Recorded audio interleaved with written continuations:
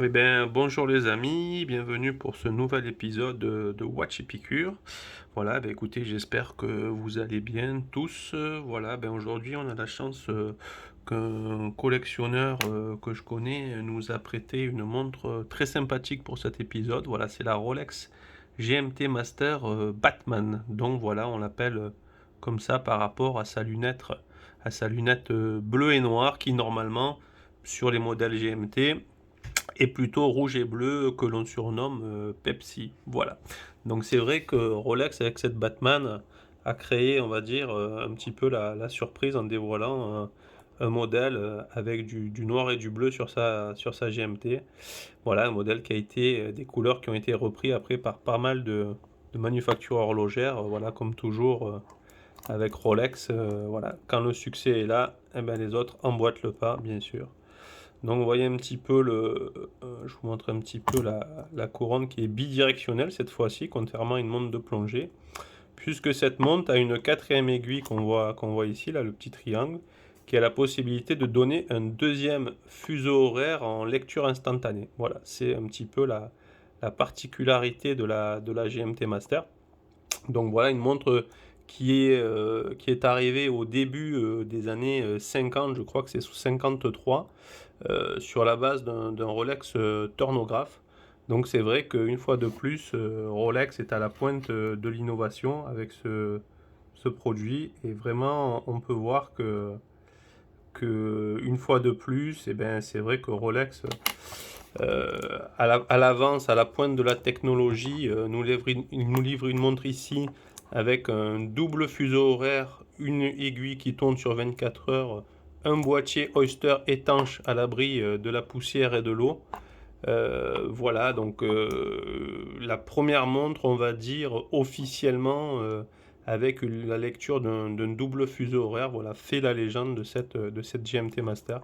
Voilà, tout en sachant que la montre aussi, il me semble, la Glycine Hermann, un an avant Rolex, avait déjà, je crois, il me semble, déposé breveté une aiguille supplémentaire tournant sur 24 heures. Donc voilà, on ne sait pas si c'est Rolex ou si c'est Glycine qui a été le premier à introduire l'aiguille des 24 heures.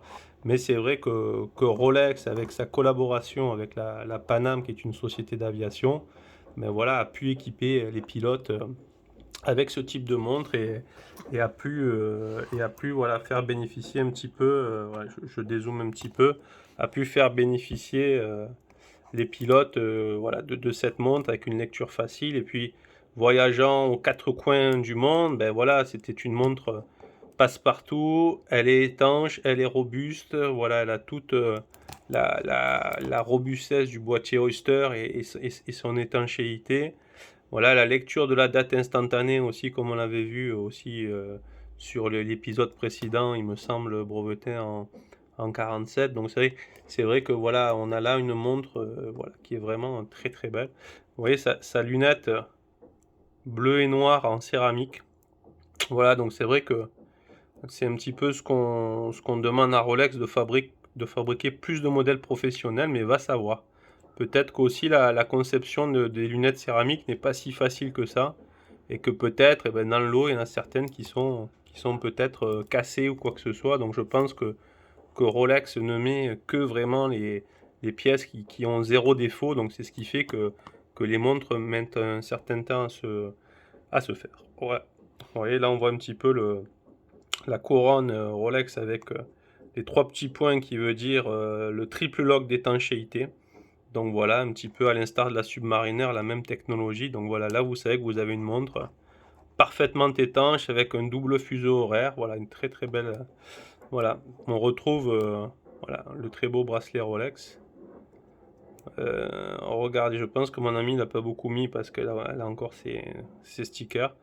Le bracelet qui est en polymiroir, voilà, un petit peu comme sur les Daytona, donc voilà, qui apporte de la brillance à la montre. Alors ce polymiroir raye assez vite, c'est son petit défaut, mais bon, ça lui donne quand même un look assez luxueux. Moi j'aime beaucoup, voilà. Là sur cette version, il me semble qu'on est sur un calibre à vérifier 31,86, donc 48 heures de réserve de marche. Mais depuis, Rolex a arrêté cette référence qui était la 116-710, me semble-t-il, pour passer à la 126-710, c'est-à-dire avec un mouvement 72 heures. Donc la petite différence, c'est qu'on aura un bracelet jubilé sur la montre. Et ici, on aura le Swiss Made avec la couronne au milieu. Voilà, donc un petit peu quelques différences, mais voilà, je trouve que c'est une montre qui est très réussie et qui est un des modèles les plus recherchés chez Rolex, parce que vous voyez, elle est très masculine, hein, avec le bleu et le noir. Voilà, elle a une belle présence au poignet.